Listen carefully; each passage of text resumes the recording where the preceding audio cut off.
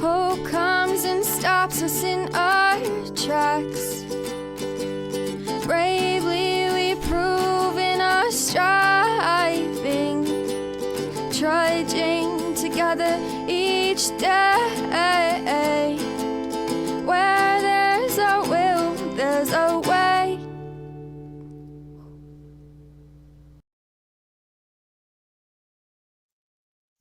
Welcome and happy Friday afternoon, almost evening. Get done. Window's back open. I know you want it back open, Sawyer. I know you want it open, Sawyer. You know, I tend to think that people really, they show up for my cats and not really me. I don't blame them. Quit being that way, dude. Just, you know him. You don't even dislike him. What is wrong with you, man?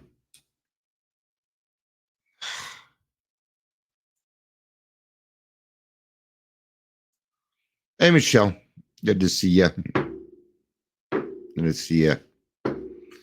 Finally got to the doctor about my finger, and they said I have a trigger finger. So, because it gets stuck, so they gave me a shot.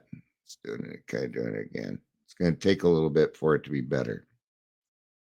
So they gave me a steroid shot. So I should be able to do push-ups with this one finger. It's this one. This is the only fun part about my finger hurting is I get to unintentionally flip people off. So, but welcome Daily Trudge. I don't usually do them this late, but see, I only get a certain amount of time in my day that I'm awake and can do things. And so I'm trying to push it up a little bit so I think I'd rather hit later meetings than the earlier ones. Grassroots, we're thinking about, well, the vote has been taken. Let's go look and see. 4 people voted yes out of the several people that are in there. But people didn't really, so I'm going to give it a little bit longer. I'll give it a little bit. Maybe I'll give it till tomorrow. But if nobody says no, then not next week, but the week after, we'll be going to the 5 o'clock meeting, being 7 days a week.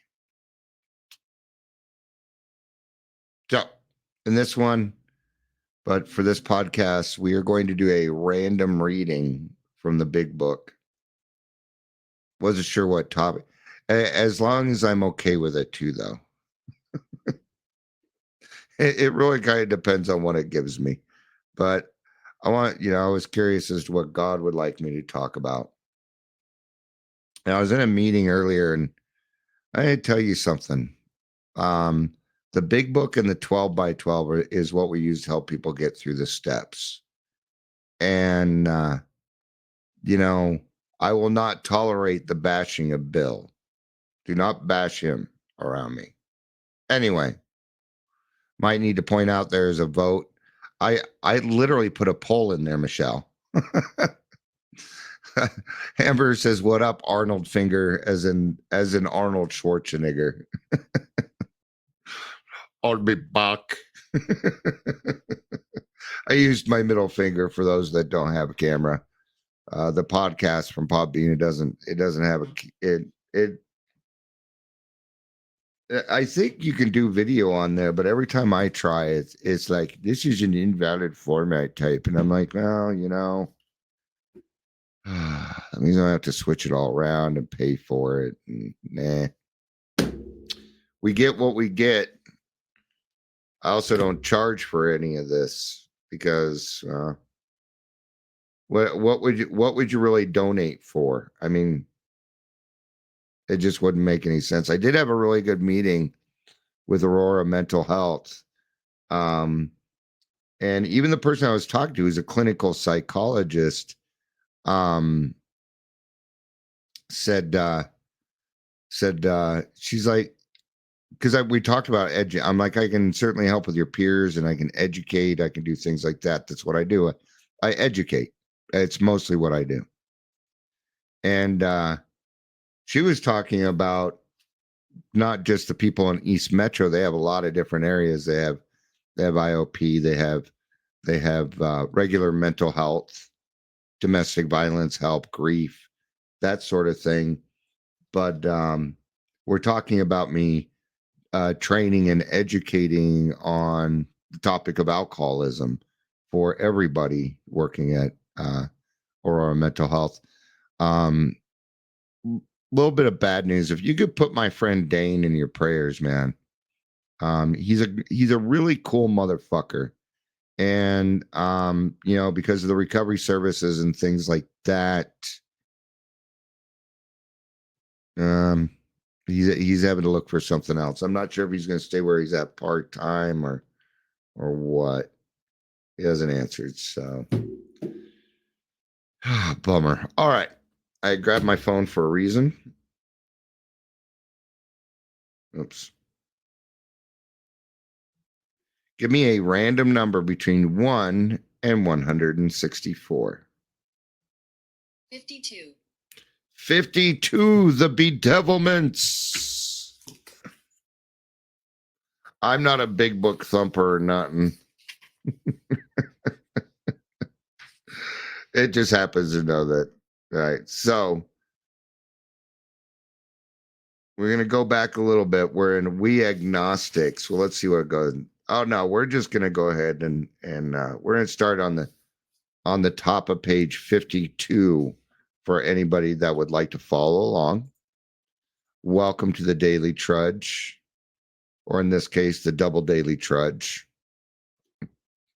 If you're here, please say hello, whether you're watching the live or the rewatch. Ooh, I can get rid of this sticky note. Woo! I finished it. I very much dislike sticky notes. And so if it gets put on a sticky note, it's going to get taken care of pretty quick because I don't want to look at it. It's kind of one of my tricks. I broke down and got me a soda today. From Murphy. That's refreshing. All right. But in most fields, we're going to go ahead and get started here. But in most fields, our generation has witnessed complete liberation of our thinking. Show any longshoreman a Sunday supplement describing a proposal to explore the moon by means of rocket, then he would say, I bet they do. Maybe not so long either. Now, happened in the 60s. Took about 30 more years, 20 more years, 25, somewhere in there. Between 20 and 30 years. How about we go with that? It did happen. We have made more technological advances in the last, and they'll say millennia here, but we've made even more. I'm going to tell you when in the 70s, when I was having to do chores and stuff, did you say gasoline driven mower? Because we didn't have them yet. We had push mowers. And what is a push mower? Well, it's manual labor. You push it yourself. It's like when I used to sell windows. I tell them these are self-cleaning windows. You clean them yourself. It's one of the little jokes I threw in. All right. We made more. Didn't have microwaves. A dishwasher, VCRs, tapes. None of these existed. None of these existed yet.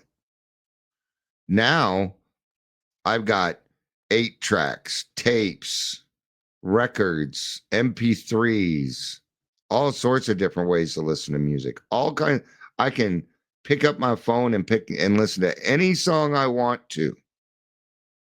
Right? I can pretty much find anything that I want to, and it's a convenience. And we must be careful of these conveniences. talking kind of on a personal level with this, the more convenient your life is, the less freedom you have. If you don't know how to grow your own food, you're not as free as you think you are. All right. But what we're trying to get to here is the dependence. Showing, because we agnostics, that we depend on electricity. Do you understand electricity? I do. I was an electrician. So I kind of get it. But when like I was living in my brother-in-law's house and I took care of the internet. When the internet went down, oh, suddenly everybody in the house knew where I was because they were being inconvenienced. Their convenience was gone. Right? Electricity goes out. You'll walk into the bathroom, forget that the electricity's out. You'll go plug in your phone thinking you're going to charge it. You'll go try and use the microwave. You better close that fridge door. Don't want that getting out. All right. Yeah. All right. I bet they do it not so long either. Is not our age characterized by the ease with which we discard old ideas for new, by the complete readiness with which we throw away theory or gadget which does not work for something new which does? We do it all the time. We do it all the time. When I was growing up, most cars were stick. They were manuals. We wrote in cursive. That doesn't happen anymore, which is a bummer because you're not going to be able to read the Constitution of the United States if you don't know how to read cursive, right? It's actually not that hard. So, Amber's back. Guess who's back? Sponsy called. Now she's back. Does your sponsee not know that I am live? The fuck's her problem? Do they not know who I am? Yeah, and it doesn't matter. We had to ask ourselves. And this next paragraph is what we call the bedevilments. Okay, and I would say it in there. I'll say bedevilments. The bedevilments is where we all land. It is where we all land. There is no high bottom. There is no low bottom. There is no middle bottom or three-quarter bottom. There is your bottom, and that's all there is. Bottoms are not determined by materialistic things. And no, Amber says no and no. No, they don't know who I am, and no, they don't care. Responsee. Probably better they don't know who I am at this point. We had to ask ourselves why we shouldn't apply to our human problems the same readiness to change our point of view. We were having trouble with personal relationships. We couldn't control our emotional natures. We were a prey to misery and depression. We couldn't make a living. We had a feeling of uselessness. We were full of fear. We were unhappy. We couldn't seem to be of real help to other people. Was not our basic solution of these bedevilments more important than whether we should see new reels of lunar flight? Of course it was. See, that same readiness to change, to discard something that is not working for something new that does clearly work for other people. Rarely have we seen a person fail who's thoroughly followed our path. Okay? And these are all the things that every single alcoholic goes through. I don't care if you've been drinking a year. You will go through those things. You will. Maybe you didn't go through, couldn't make a living, but the rest of it is that's just part of being an alcoholic. And you don't even have to drink in order to feel this way as an alcoholic. All right. All right. When we saw others solve their problems by a simple reliance upon the spirit of the universe, we had to stop doubting the power of God. Our ideas did not work, but the God idea did. All right. In AA, we say, all my best thoughts got me here. It's true of me. All my best thoughts I don't live that way anymore. Because the God idea, and it's just an idea, works for me. I decided, you know what? I'm gonna give it everything that I have. What else did I have to lose? Right? I'd already sold my soul to a bottle. What else did I have to lose? Remember, material things don't count here. And human beings are kind of material things. Kind of. They wear material. They wear clothes, so they're material thing. And no, they're not, because owning another person is just outright wrong, right? The Wright brothers' almost childish faith that they could build a machine which would fly was the mainspring of their accomplishment. Without that, nothing could have happened. We agnostic and atheists were sticking to the idea that self-sufficiency would solve our problems. When others showed us that God's sufficiency worked for them, we began to feel like those who had insisted the Wright brothers could never fly. Or say things, yeah, that's great for you, but yeah, that's just not going to happen for me. I'm glad it works for you, but you're weak. I'll tell you something. That's one thing that people don't, and I get called a lot of different names, but one name they don't call me is weak. And I'm very vulnerable. I'm transparent. I share my feelings. I cry often, man. I'm still a man's man. Yes, I am. Mm-hmm.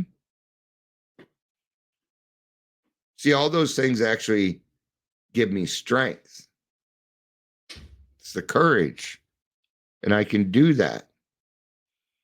I'll talk about, when I was talking to somebody earlier, I told them I love hard conversations because it means that we're getting to a solution. And that fills my heart with joy. I love having hard conversations and figuring out what is going to be best for that situation. I get a lot of satisfaction from it. Michelle says, okay, this is out of left field, which works because I used to play left field, so no problem there.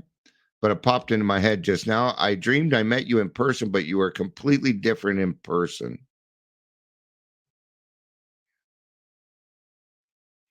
I'll let you know something. I'm not. If anything else, I'll get gabbier. I'll run my mouth more. So Amber can tell you. I'm the same anxiety PTSD driven person. If actually I might even be a little bit funnier. I like being the center of attention, man. I do. So, but that's kind of funny. All right. Logic is great stuff. We liked it. We still like it. I do. I like logic. All right. Oh, it's our date night too. Yeah.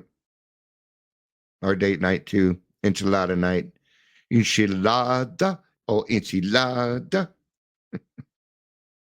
Mexican food's my favorite. I love Mexican food. Booyah. Yeah. And watching, well, is Matlock over? No, I still got a couple more episodes. Watch Matlock, which is the new Kathy Bates show.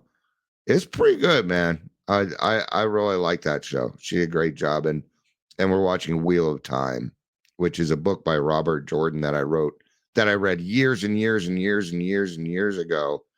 There was 13 books, turned out to be 14, but he died before he could finish it. And I never read the ending because I'm like, oh, I'm going to have to read all the books again. And but it's more of the hanging out. Tomorrow, my daughter, my two of my granddaughters are coming over. We're gonna watch Mufasa. I'm gonna make my Mexican enchilada. I guess I don't need to call it a Mexican casserole, but it's an enchilada casserole. I got the it's one of the only things I really make. I do know how to cook. I learned how to cook when I was very young. I'm not the best cook, but I can cook. So, but it's not too hard, especially when you buy a chicken that's already been cooked. So, I'm not really cooking as much as I'm mixing ingredients and putting it in the. It's not really cooking. It's just opening cans and putting it in a bowl and stirring it. It's not really that much, right? But I still very much like logic. Yeah, I do. Science, love science, man. It fascinates me, some of the things that happen in this world, right? But even when it comes to science, Neil deGrasse, he believes in God, and he does it much better than I do. I'll have to listen to it a few times because I'm pretty good at picking up how people say things and stuff. So I'll just listen to it a few more times and I'll have it. But he talks about that if the moon did not rotate around the earth like it does, or if the sun, the rotations of the planets, if they didn't happen the way that they happen, we would not be here. If gravity was just a little bit off, either bigger or smaller, even by a little bit, we would not be here. What it required was perfection. It's what it required. Well, just checking real quick, see if this guy wrote back about. All right. Try to get my lawn aerated. All right. It is not by chance that we were given the power to reason, to examine the evidence of our senses and draw conclusions. That is one of man's magnificent attributes. Right? It is. I mean, what was I going to say? I don't know. I don't know. Right? But that's exactly why when I'm working with somebody new, or even people that tell me, Dion, your lives are my, are kind of my meetings, which I get, and there's nothing wrong with that. But you can't just use my interpretation. My experience alone is not going to, it is not going to give you the program that you need. I would suggest that you vary who you listen to and where you get your recovery from. We need different experiences. But the way I explain is this: it is my job to give you all the information so that you can make a decision. I can't make the decision for them. That's not possible. In fact, it would be impossible, or manipulation, you know. So my job is to give them all the information. That's how I used to close sales. Right. And I tell the customer or whoever I was pitching, my job is to give you all the information so you can make an informed decision. That's all I'm doing here. Is that fair?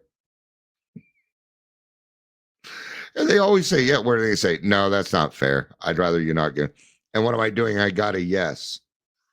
Once you get 3 yeses, you can close that motherfucker. All right. Anyway, just an old sales technique there.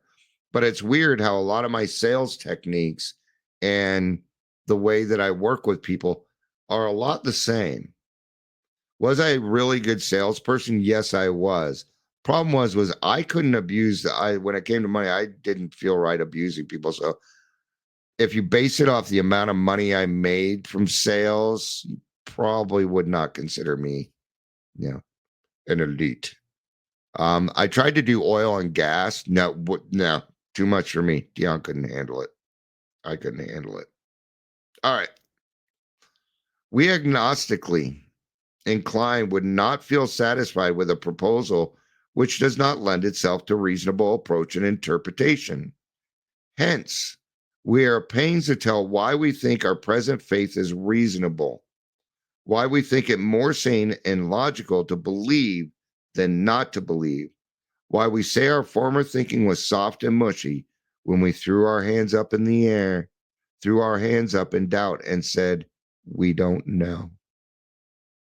And there's part of step 1 That right there, what they're talking a little bit about is the gift of desperation.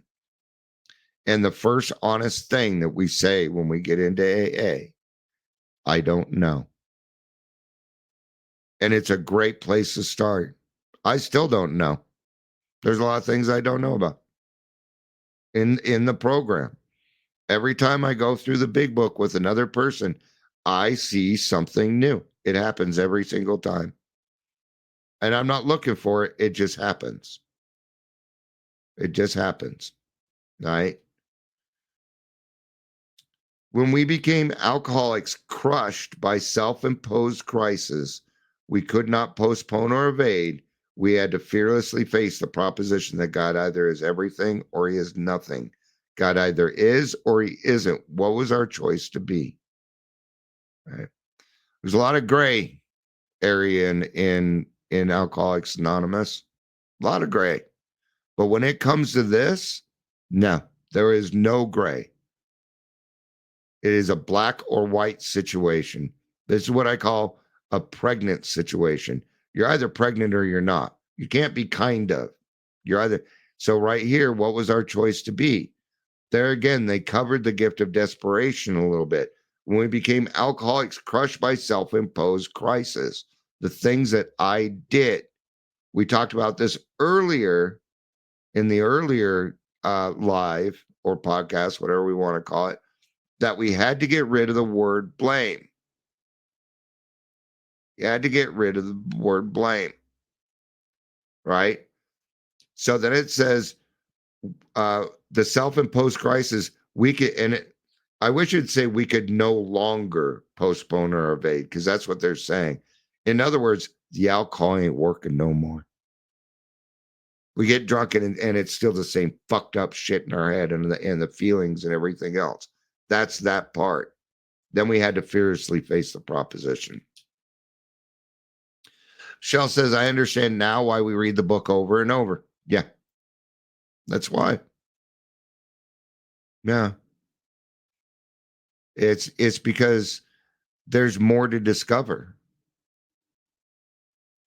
There's more to discover. This book was divinely written.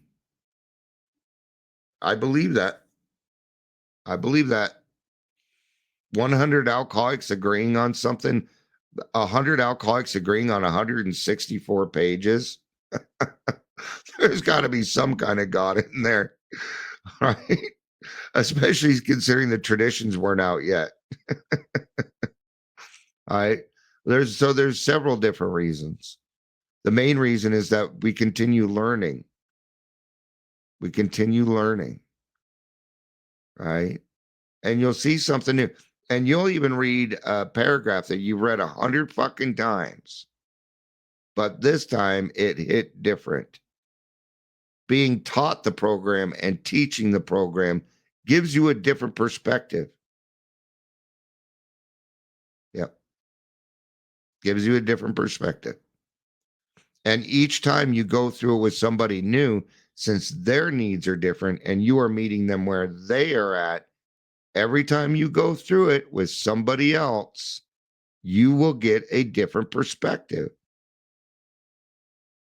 Every time. That's been my experience. The other reason is our forgetters work real good. So we got to repeat things. There's never going to come a day when Dion doesn't put the cart before the horse. That it's not going to happen unless they can change my DNA, my thought process, and everything else.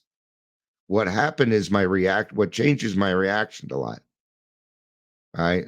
I went to go down because my temporary plates in my car expired.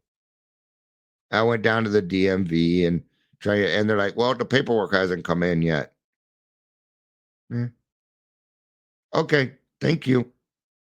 I couldn't get it done. And they're expired by like a month, right? I think you get 30 days, but I don't want to push it. Right?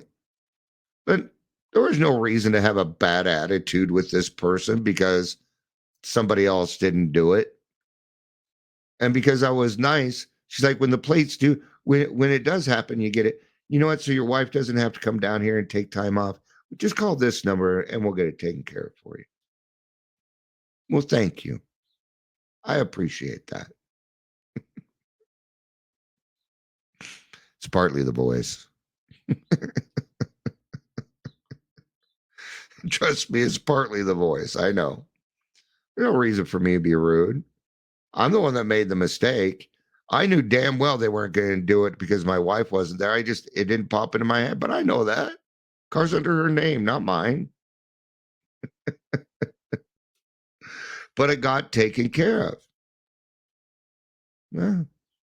My wife called the dealership and there's we sent the paperwork last week. Yeah, which I don't buy.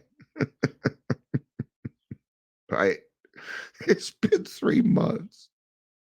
But anyway, so then I go to the doctor, get a steroid shot.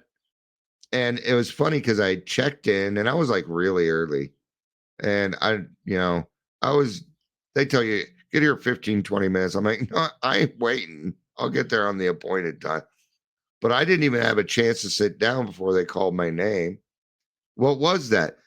That happened because I was kind to the person before me. That was God saying, thank you, Dion, for for being nice to my children. So here's a little present for you. I wasn't in there very long. Doctor was really cool. Then I go down to the dealership and people are running around. Look, I call my wife. I'm like, where did they say they put it? Front desk. Okay. All right. There you go. All done. I was smart enough to take a screwdriver with me, so I changed out my plates and I drove home. No problems. I don't have to yell at anybody. It's Friday. A lot of people zooming around, cutting me off. I'm not in any rush. I got a stick, so I just kind of a cruising car. All right. Arrived at this point, and I'm gonna do. Let's see. I'm just. We'll see. But this isn't going to be very much longer. My wife's going to be home soon, and we're gonna munch down on some food and hang out and spend some time together. And because we don't just watch the show, we kind of talk and hey, what do you think's going to happen next? And we have our system. So what was our choice to be? Arrived at this point, we were squarely confronted with the question of faith.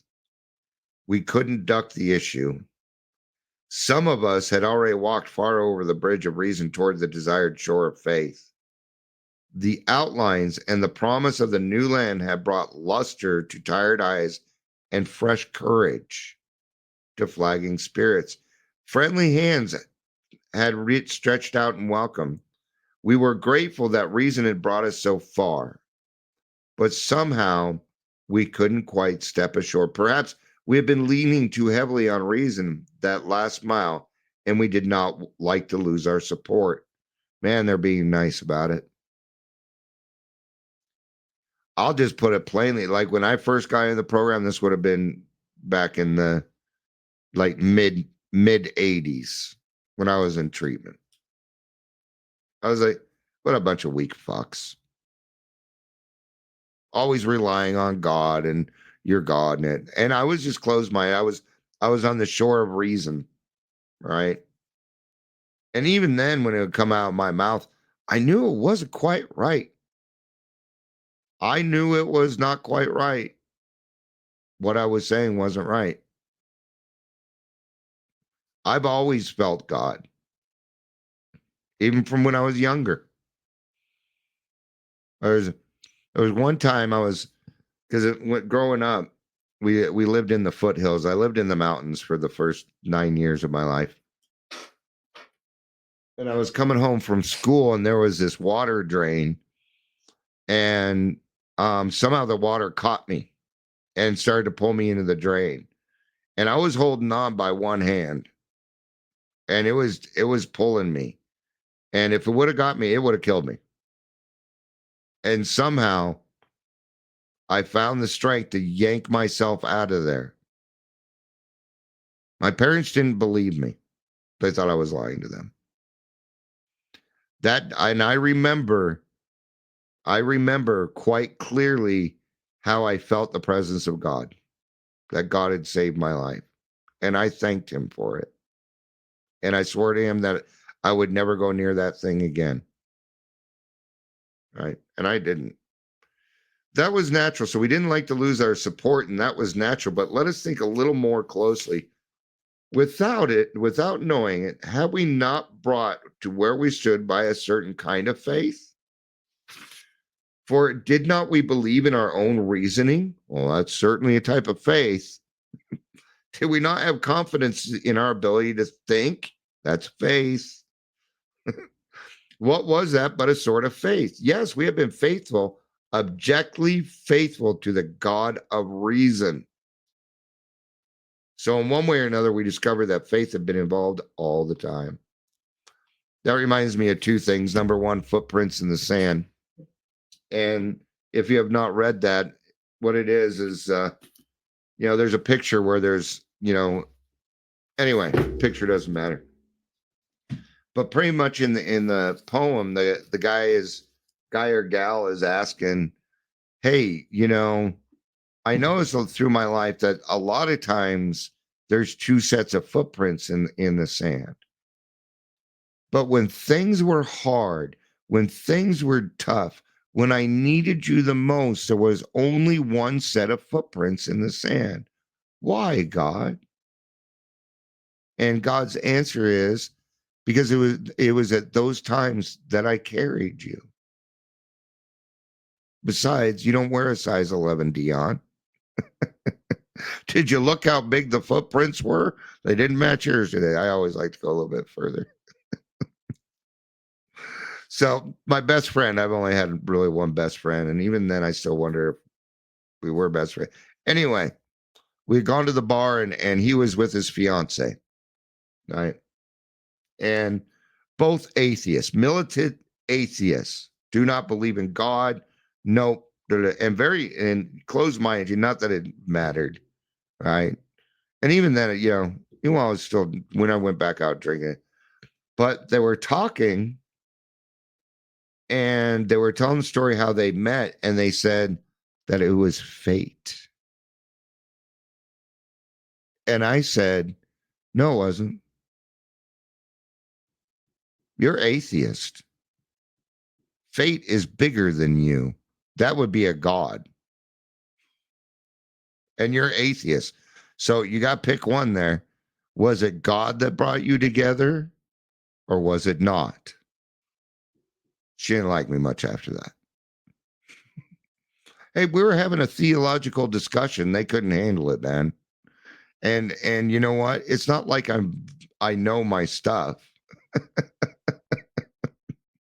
Not when it comes to theology. No, I don't. So maybe I know more than I give myself credit for, but I try and stay humble in that area. So, all right. That's going to do it for this one. Thank you, everybody, for being here. I appreciate it. I hope you have a great, wonderful evening. I will see you tomorrow. I love you. You know I do. Peace out. And have a day.